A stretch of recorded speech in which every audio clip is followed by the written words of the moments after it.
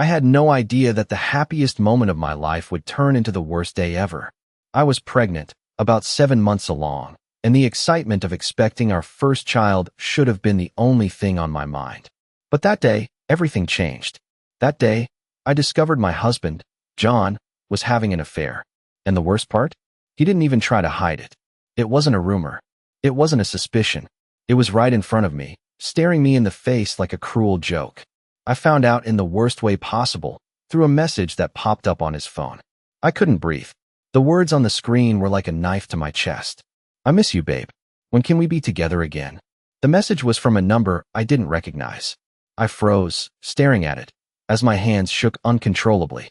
The image of my husband, John, the man I loved, the father of our child, was shattered in an instant.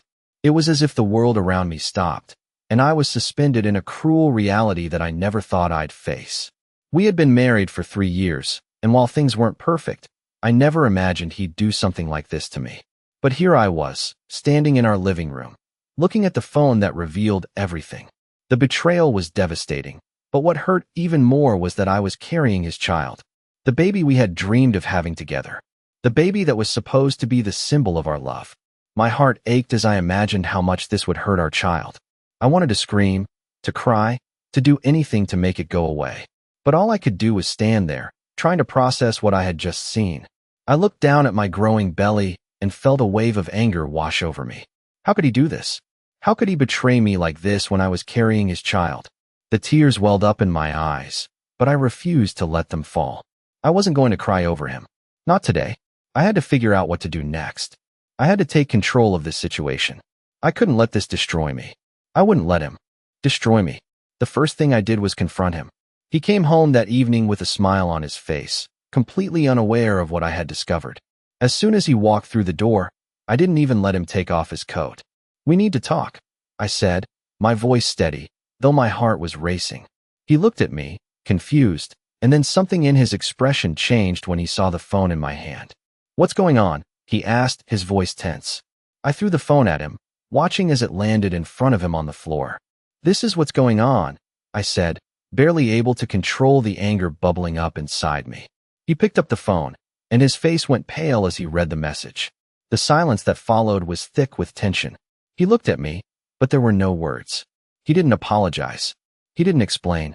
He just stood there, looking guilty, but not remorseful.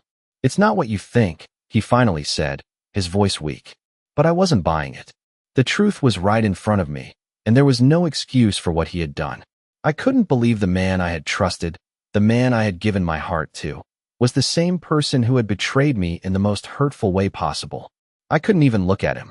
I turned away and walked out of the room, my mind racing with a million thoughts. What was I supposed to do now? How could I raise our child with a man like this? I knew in that moment that things would never be the same between us. And deep down, I knew I had to make a choice. Would I fight for my family? Or would I walk away? The answer came to me that night. I wasn't going to let him get away with this. Not just for me, but for our child. I wasn't going to raise our baby in a world where lies and betrayal were okay.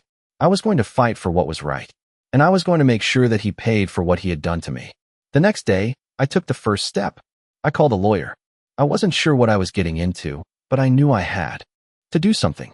The lawyer was kind and professional, and she explained my options clearly. I wasn't just another woman seeking a divorce. I was a mother, and I had a future to protect. She told me that we could start the process, but it wouldn't be easy. There would be battles to fight, and it would take time. But I didn't care. I wasn't afraid. I was determined. For the next few weeks, I focused on my own well-being. I knew I had to stay strong for my baby. I started seeing a therapist, working through the pain, and gaining clarity on what I wanted. But the anger never went away. Every time I looked at my husband, I felt a fire inside me. He hadn't just hurt me. He had hurt our child, and that was unforgivable. As the weeks went on, I began to change. I wasn't the same woman I had been when I first discovered his betrayal. I was stronger, more focused, and I was ready for whatever came next. I couldn't ignore the sinking feeling in my stomach every time I looked at him. John hadn't apologized, and every conversation we had was filled with the same coldness I had never expected from him. He came home late most nights, and when he did come home, he barely spoke to me. It was as if everything between us had already ended, even though I was still here, carrying his child. I hated how much I needed him to acknowledge me, to apologize, but he never did. Instead, he continued with his work as if nothing had changed, as if I was still the same woman who had walked into his life so many years ago. I couldn't be that woman anymore. I knew I had to start doing something for myself, for my future, and for my child. I spent the next few days making arrangements, getting things in order. I reached out to my lawyer, and we began discussing the details of a divorce. It wasn't easy, but it felt like the first step toward reclaiming control of my life. I was terrified. I had never imagined that this would be my reality, that I would be a mother going through a divorce. I had always dreamed of a happy family, of raising my child with a partner I trusted. But now I realized that wasn't possible with John. I couldn't let my child grow up in a house where betrayal was an everyday occurrence. As the days passed, I began to change. The woman I was before, the one who cried and felt helpless, started to fade away. In her place, a new version of myself began to emerge. I started focusing on my well-being, attending therapy, and making sure I was prepared for the journey ahead. I even began taking yoga classes to help relieve the stress, and it made a difference. I was no longer just the woman betrayed by her husband. I was someone who was ready to fight back, ready to take control of her future. During this time, John hardly noticed. He was consumed with his own life, his own distractions. And yet, it was hard to deny that a part of me still wished he would notice, still wished he would show any kind of remorse for what he had done. But I couldn't wait for that any longer. I couldn't rely on him to make me feel better. I had to make that decision for myself. One night, after John came home late from another meeting, I was sitting in the living room, scrolling through the phone I had carefully hidden from him. The last thing I wanted was to see his messages, but somehow I found myself doing it anyway. I wasn't even sure why anymore, but I knew that my curiosity was overpowering my need to move on. And then I saw it. A message from his mistress. She had texted him, "Can't wait to see you again. We'll be together soon." I felt my heart sink again, but this time, it didn't crush me like before. I just felt numb. I knew what was happening, and I had accepted it. This was my reality now. The man I loved was never going to be the same man I had married. I looked at my phone and decided it was time to stop torturing myself. I put it down and turned off the lights. I couldn't keep living like this. I couldn't keep hoping for something that was never going to come. The next morning, I made another decision. I wasn't going to let John keep running the show. I wasn't going to let him think he could control me or my future anymore. I called my lawyer again, and this time, we set a date for the first court hearing. I was terrified, but I knew I had no choice. The time had come for me to stand up for myself. I wasn't going to let this go on any longer. As I prepared for the court proceedings, I couldn't help but think about my future. I was going to be a mother, and I wanted to be the kind of mother who could teach her child to stand up for what's right, no matter what life throws at them. I wasn't going to raise my child in a world where betrayal was tolerated. I wasn't going to let my child think it was okay to let people treat them badly. I wanted my child to know that they deserved respect, love, and honesty. And that was exactly what I was going to give them. But even though I was determined, I couldn't deny the fear I felt. The fear of what would happen in court. The fear of losing everything. The fear of facing John's anger. But the more I thought about it, the more I realized that I had to go through this. I had to face this fear, because if I didn't, I would be teaching my child to accept things they didn't deserve. And that was not the lesson I wanted to pass down. So, I walked into that courtroom, head held high, knowing that I was doing the right thing. John tried to play his games, tried to manipulate the situation, but this time, I was prepared. This time, I wasn't the woman who would cry and accept his betrayal. This time, I was the woman who was going to fight for what was mine. And as I looked around the courtroom, I knew that no matter what happened, I had already won. I had taken back control of my life, and nothing was going to take that away from me. I thought the hardest part was over. The lawyer had been confident that we were on the right track, but as the day of the hearing grew nearer, I couldn't help but feel the weight of everything bearing down on me. I had spent so long trying to stay calm and collected, but now, with the reality of a courtroom battle ahead, the anxiety hit me in full force. The night before the hearing, I found myself pacing the floor of our living room, the soft glow of the city lights outside casting long shadows through the window. I kept replaying the conversation with John in my head, the same coldness, the same refusal to accept responsibility. I wondered how he would react in court. Would he try to manipulate the situation again? Would he try to paint me as the villain? I knew he would. He had always been good at pretending to be the victim, even when he was the one who hurt me. But this time, I wasn't going to let him get away with it. I wasn't going to let him control the narrative. The next morning, I got up early, determined to face the day head on. I put on the outfit I had chosen specifically for this day, something professional, but not too formal. I needed to feel strong, but also like myself. I took a deep breath, gathered my things, and left the apartment, my heart pounding with a mixture of fear and determination. The courthouse was bustling with people when I arrived. The sound of footsteps echoing down the hall seemed to mirror the pounding of my heart. I could feel the tension in the air as I walked through the doors. John was already there, standing with his lawyer, looking as calm as ever, his hands in his pockets, his eyes hidden behind dark sunglasses. He looked nothing like the man who had betrayed me, nothing like the man I had once trusted with everything. I sat down across from him, my lawyer by my side. I tried not to look at him, tried not to let him see the hurt that still lingered, but it was hard. He was the father of my child, the man I had loved, and now he was the person I was going to have to face in front of a judge. The judge walked in, and everything went silent. I straightened up in my seat, trying to remain composed. The weight of the situation was heavy, but I knew I couldn't let it break me. This was my chance to make my voice heard. The proceedings started, and I felt my hands begin to tremble as the lawyer began presenting the case. John's lawyer tried to spin the situation, tried to make it seem like I was overreacting, like I was just another woman scorned. But I wasn't. I wasn't just reacting to an affair. I was reacting to the betrayal of someone I had trusted with everything. The more they spoke, the more I realized that this was not just about me and John anymore. This was about something much bigger. This was about my future, my child's future, and the life I wanted to build for us. I had to stand my ground. As the lawyer presented evidence, including text messages, photos, and other details, I could feel the weight of the truth pressing down on John. For the first time, he seemed to falter. I watched as his confidence cracked, just for a moment, and I knew that this was the turning point. The judge listened carefully, then addressed both of us, making it clear that the evidence was strong. John's attempts to manipulate the situation were falling apart. As the session continued, I felt a small sense of relief. It wasn't over yet, but I was beginning to believe that I might actually have a chance to get what I deserved. By the time the session ended, I was exhausted, but I felt a sense of victory. I had faced him, stood up for myself, and refused to let him control the narrative any longer. I wasn't just the betrayed wife anymore.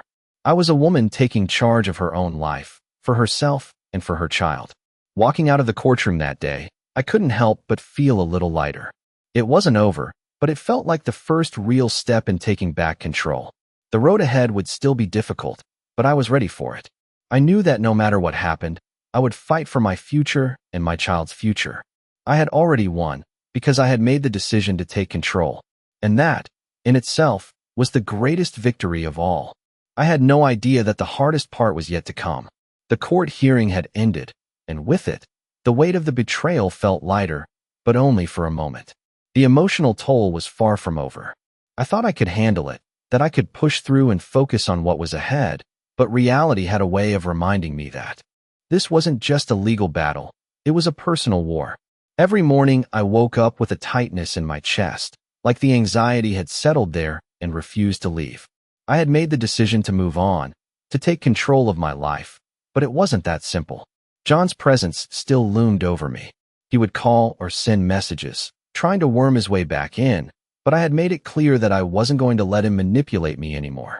Every message felt like a test, like a baited hook to see if I would bite. And every time I refused to respond, the knot in my stomach grew tighter. I knew that he wasn't just trying to fix our marriage. He was trying to salvage his own image. He wanted me to forgive him, to go back to being the woman I was before all of this. But I wasn't that woman anymore. I had seen him for who he truly was, and there was no going back. The hardest part was not just cutting him out of my life. It was realizing how deeply I had let myself be fooled by his charm, by his promises. It was realizing that, for all these years, I had been living in a lie. And the hardest part was still to come. As I navigated the legal process, I found myself facing the reality of starting over. I was pregnant, and I had no idea how to raise a child on my own. I had always imagined raising my child in a two-parent household, with John by my side, helping to make the decisions, sharing the joy of this new chapter. But now, I had to face the reality that I was going to do this alone. At first, it felt impossible. I couldn't shake the fear that I was making a huge mistake. What if I wasn't strong enough? What if I wasn't capable of doing this on my own? But then I realized something. My strength didn't come from needing John.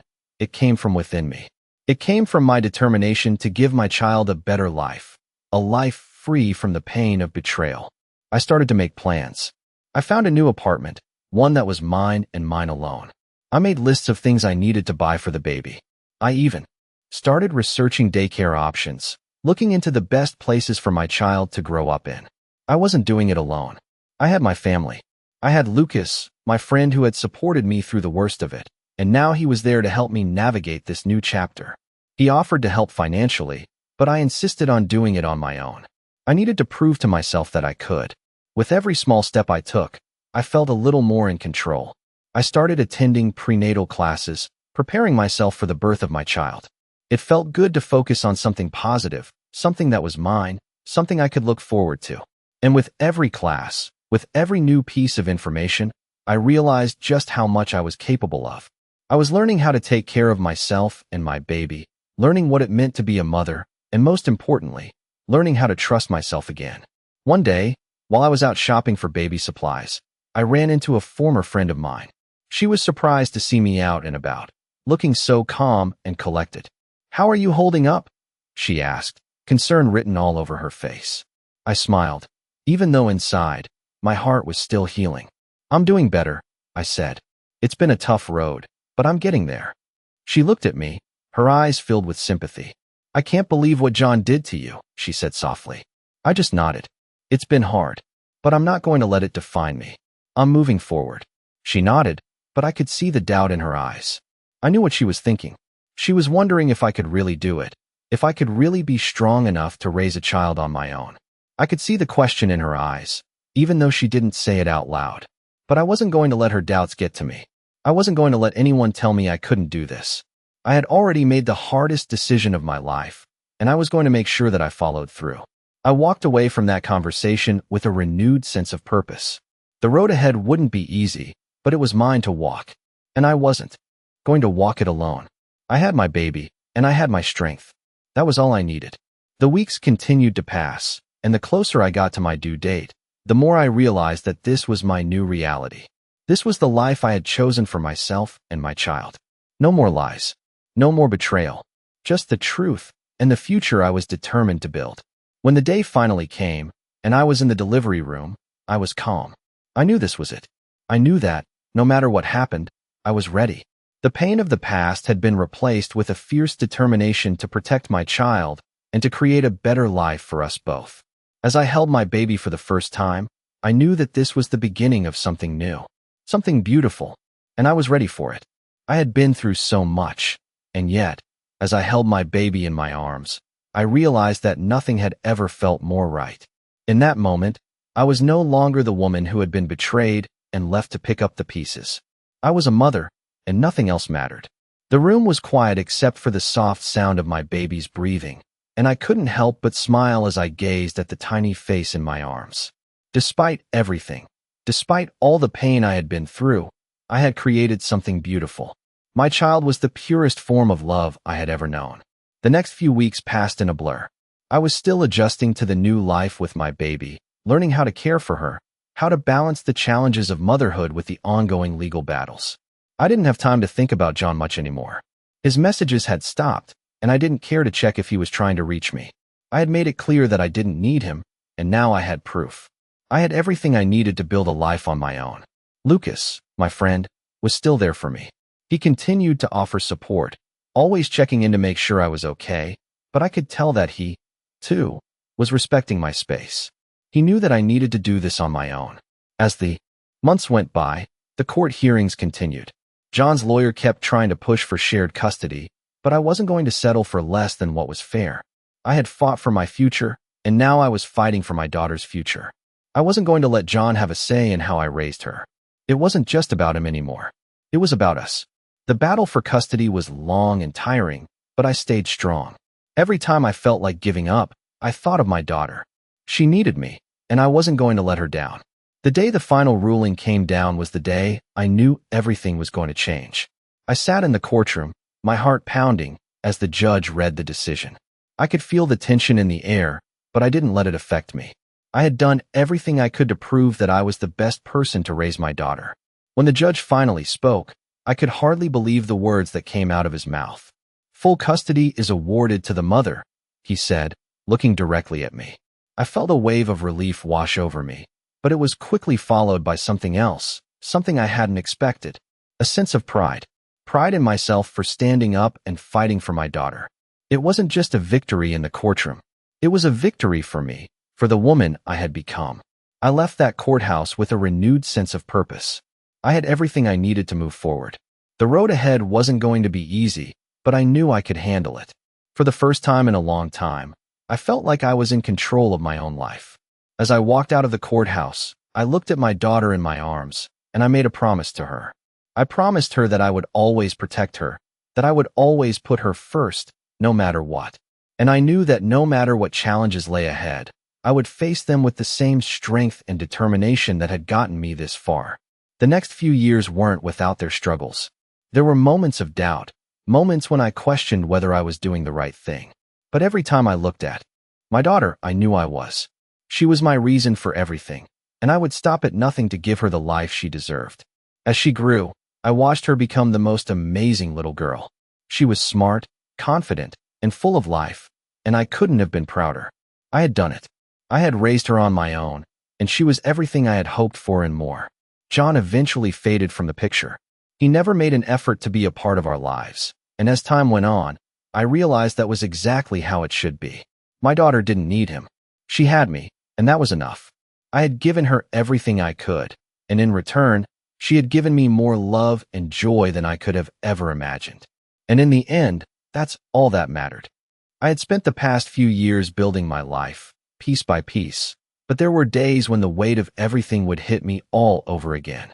Raising my daughter alone, dealing with the aftermath of a failed marriage, and trying to balance it all while still keeping my sanity. It wasn't easy. But as she grew older, I realized that she was my greatest strength. I would look at her, and all the doubts, all the fears would melt away. I knew I had done the right thing. Life wasn't perfect, but it was ours, and I had made sure that we would be okay. I was able to move into a new house, one that was just for us, one that felt like home. The quiet was comforting. It was a space where we could heal, where we could laugh, and where we could be a family, even if it was just the two of us. Every day was a small victory, and every night I would lie in bed, looking at my daughter asleep next to me, and I would think about how far we had come. We were thriving, but the scars of the past were still there. They didn't disappear just because I was starting over. I would still have moments where I would think about John, about the lies he had told, about the way he had treated me. And sometimes I would wonder what he was doing now, if he ever thought about us. But those thoughts didn't linger for long. I had learned to let go. I had learned that forgiveness didn't mean forgetting. It meant freeing myself from the past. I had finally taken back control of my life, and I wasn't about to give that up. I continued to focus on my daughter and the life we were building together. There were days when I felt like I had everything under control, and then there were days when it felt like everything was falling apart. But I had come to understand that was okay. It didn't mean I had failed. It meant I was human. The most important thing was that I was there for my daughter, that I was providing her with a stable and loving home, and that I was showing her what it meant to be strong. As the years passed, I began to notice changes in myself. I was more confident. I didn't let fear control me the way I once did. I had learned to trust myself again. I knew that no matter what life threw at me, I would be able to handle it. And that's exactly what I was teaching my daughter.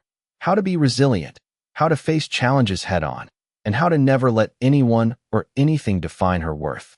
It wasn't always easy, but it was always worth it. Then, one day, I received a call from my lawyer. I wasn't expecting it, but when I saw her name pop up on my phone, I knew something important was about to happen. I braced myself as I answered, trying to prepare for whatever news she had for me. "Sarah," she said, her voice calm but firm.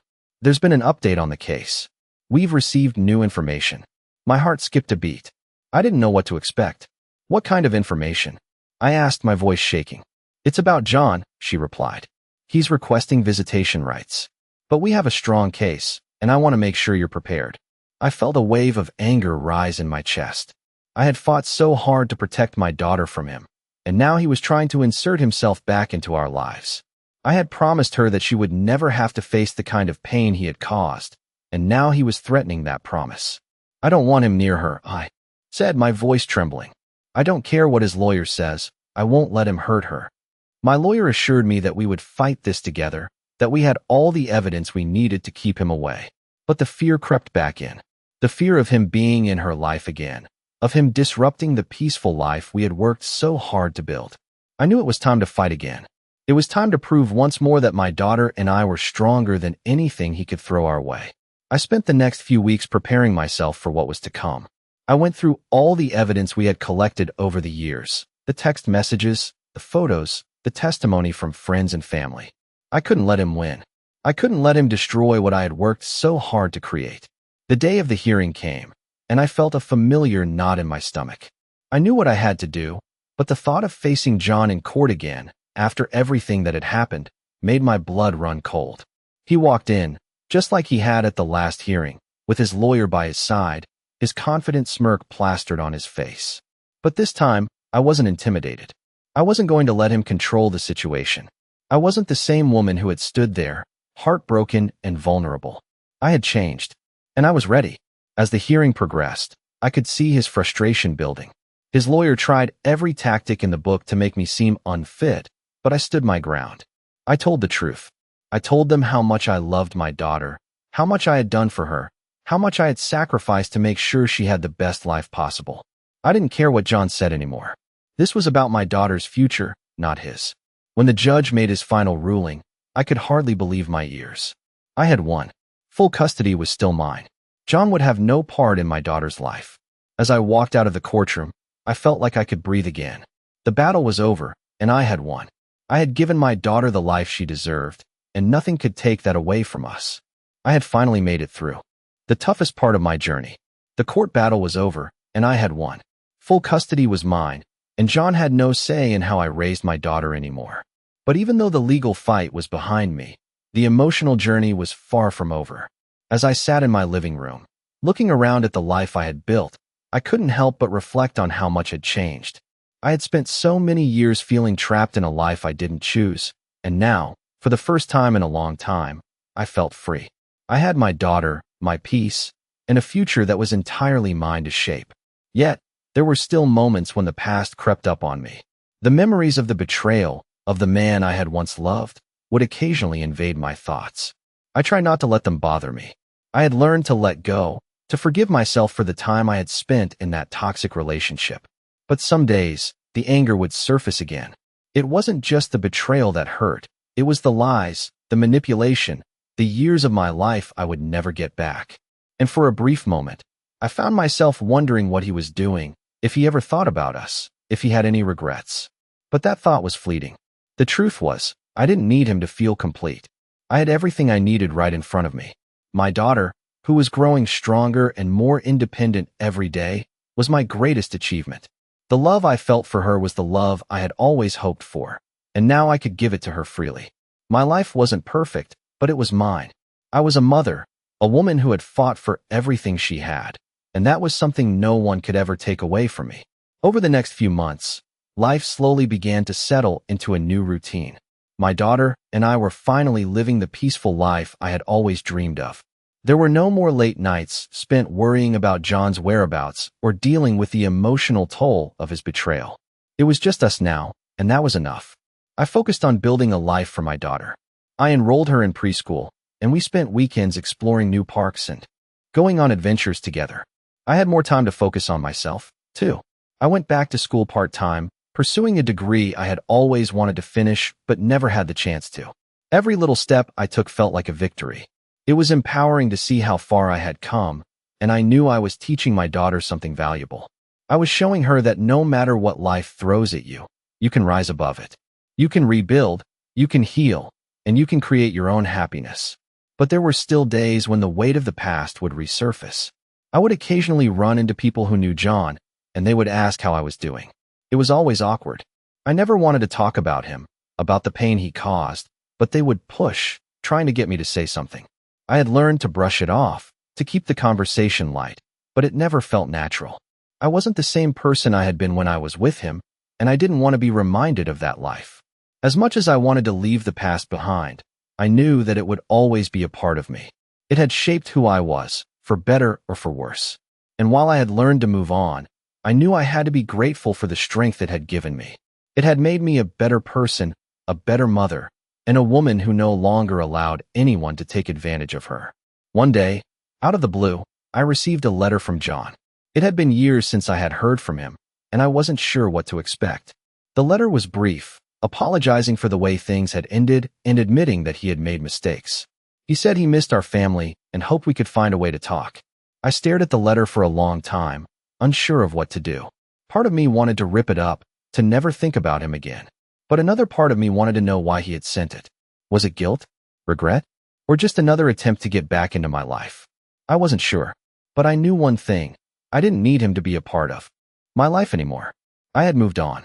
I had created a life that was mine and my daughter's, and I wasn't going to let anyone disrupt that.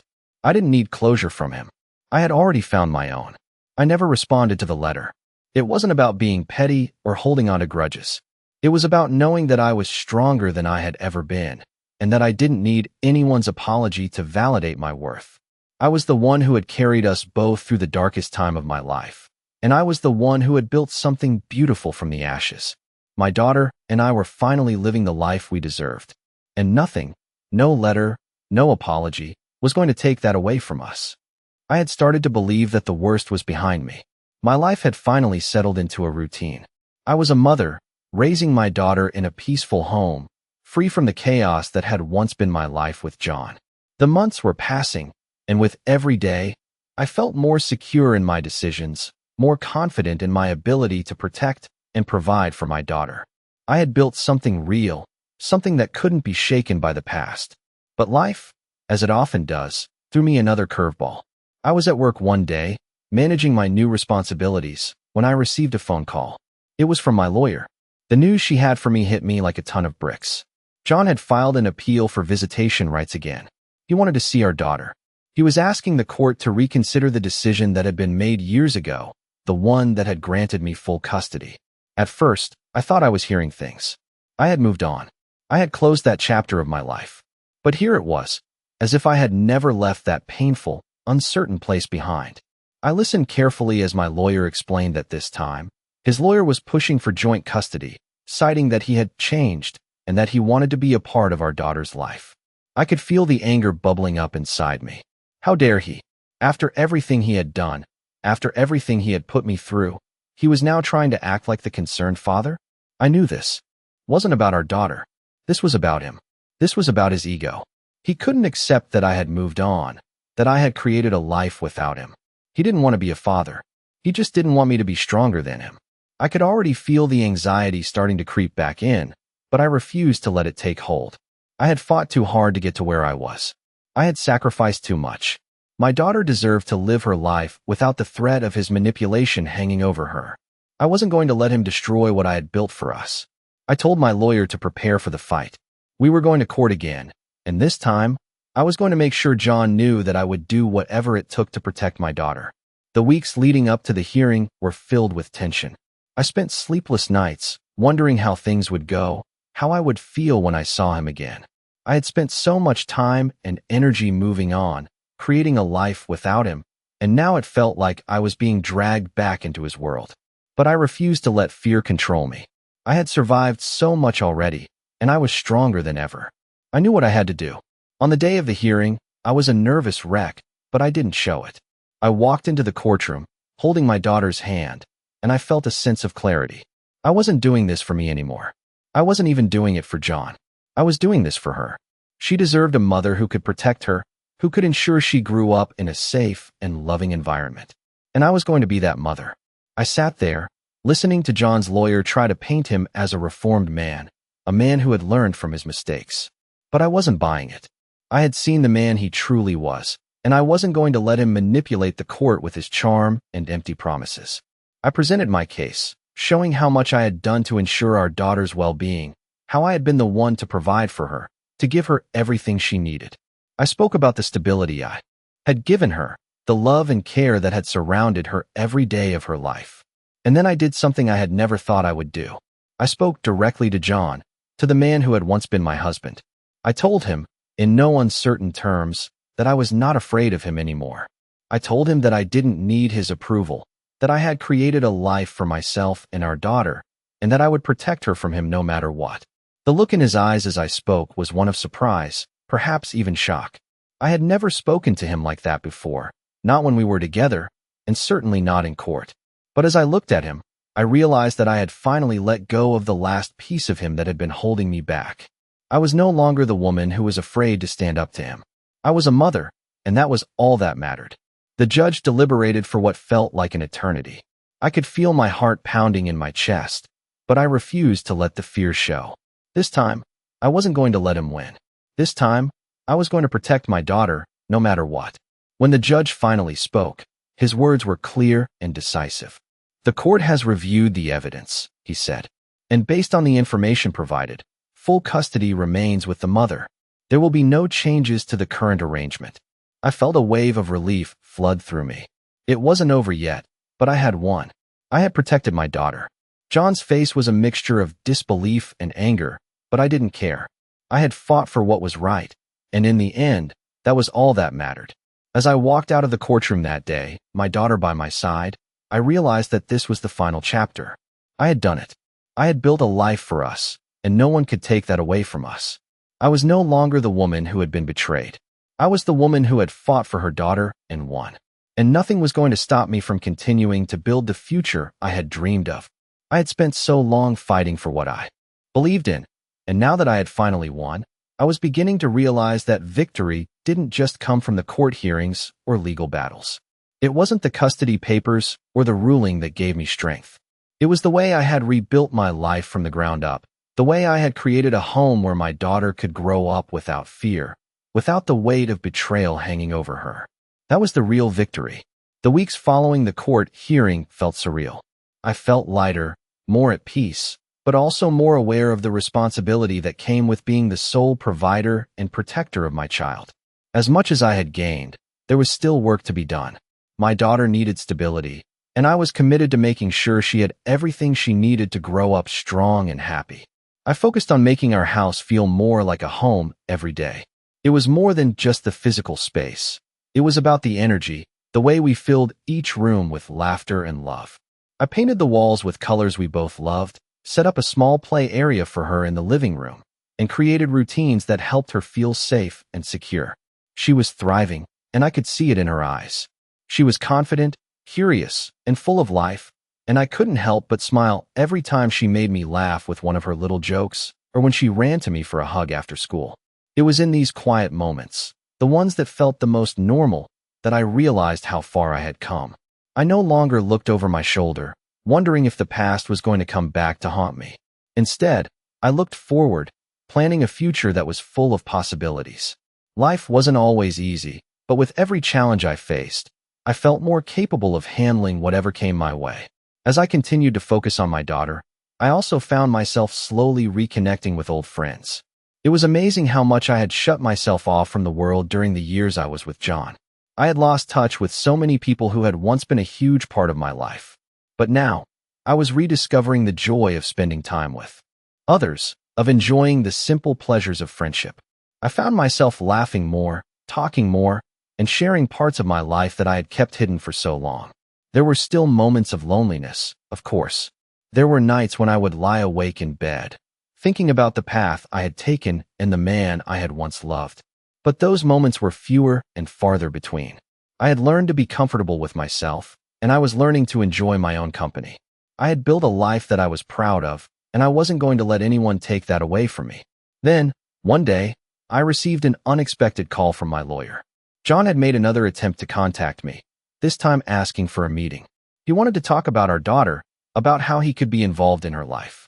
My first instinct was to refuse, to shut him out once again. But something in me hesitated.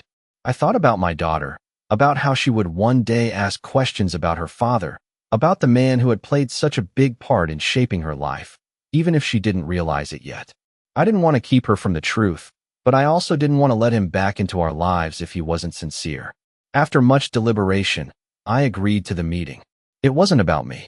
It was about what was best for my daughter. I needed to make sure that whatever happened, her well-being came first.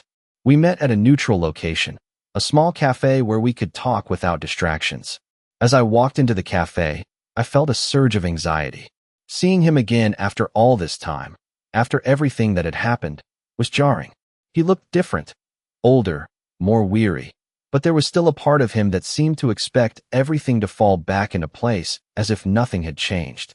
He apologized, not just for the mistakes he had made in our marriage, but for not being there for our daughter. He talked about how he had realized, too late, how much he had lost. But I wasn't interested in his apologies. I was interested in whether he was going to make a real effort to be a part of her life. And as we talked, I started to understand that. His words didn't matter as much as his actions. Words were easy. Anyone could say what they thought you wanted to hear. But it was the actions that showed the truth. I listened to him speak, but in the back of my mind, I kept thinking about the past. The years of broken promises, the lies, the empty gestures. I wasn't going to let him back into our lives unless I saw that he was truly committed to changing. When the meeting was over, I felt strangely calm. I had made the decision to give him a chance, but I was going to do it on my terms. I wasn't going to let him dictate the narrative of our daughter's life. It was still my decision, and I wasn't afraid to protect her, even from him. Over the following weeks, I began to see a shift in John. He made an effort to reach out to our daughter, to show up at events, to spend time with her. I didn't know if it was genuine, but I wasn't going to rush to judgment. I had already done that before, and it had cost me.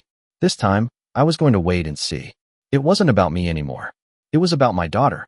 I had learned that being a parent wasn't just about doing what was best for your child in the moment. It was about being there, showing up, and being consistent. I knew that John had a long way to go to prove that he could be the father our daughter deserved, but I was willing to give him a chance. As I watched my daughter grow, I realized that I had already given her everything she needed. She had love, security, and the knowledge that her mother would always be there for her. And that was all that really mattered.